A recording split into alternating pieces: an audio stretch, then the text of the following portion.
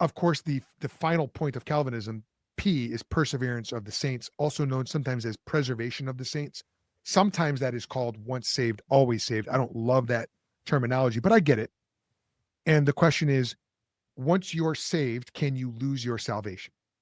To that, I say a big, emphatic no. You cannot be unborn again.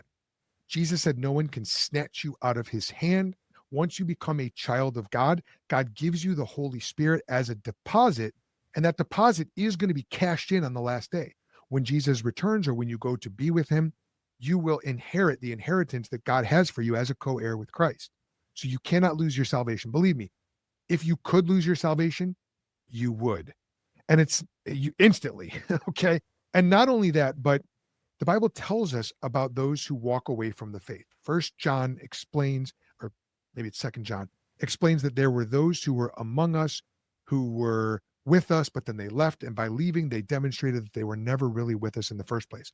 And that verse gets poo-pooed sometimes, but I've never heard it refuted.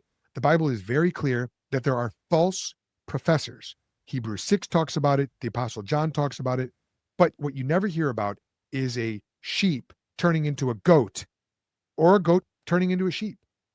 Jesus is going to separate the sheep and the goats. The sheep are the sheep, the goats are the goats. Sheep can't become goats, goats can't become sheep. And a Christian can't become a former Christian or a non Christian.